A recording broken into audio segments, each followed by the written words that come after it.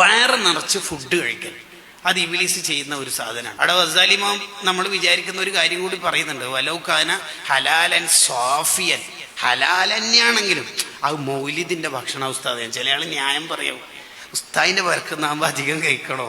ബർക്കത്ത് എല്ലാ കാര്യത്തിലും നമുക്ക് വിശ്വാസം ഇല്ലെങ്കിലും ബർക്കത്തിൽ ഭയങ്കര വിശ്വാസം.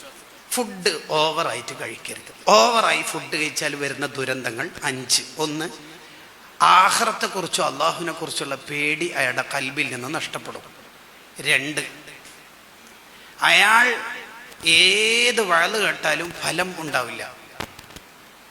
3, മനുഷ്യരോടുള്ള കരുണ അയാൾക്ക് നഷ്ടപ്പെടും. കാരണം അയാൾ വയറ് നിറച്ച് ഫുഡ് കഴിക്കുന്നതുകൊണ്ട് എല്ലാവരും വയറ് നിറച്ച് വിശപ്പടക്കി എന്നാണ് വിചാരിക്കുക. ആരും പട്ടിണിയിലാണെന്ന് വിചാരിക്കൂല.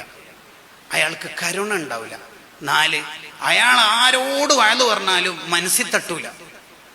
ഒരാളോട് വയല് പറഞ്ഞാലും മനസ്സിൽ തട്ടൂല. മൂപ്പരുടെ വയലിന്, ഉപദേശത്തിന്, വോയിസിന്, വർത്തമാനത്തിന് മക്കൾക്കും അനുയായികൾക്കും ഗ്രൂപ്പിലുള്ളവർക്കൊന്നും കേൾക്കാൻ തോന്നൂല. വയറ് നിറച്ച്. 5ാമത്തെ പ്രശ്നം, ഇബാദത്തിന് മടി വരുന്ന ശരീരമായിരിക്കും മൂപ്പരുടെ ശരീരം.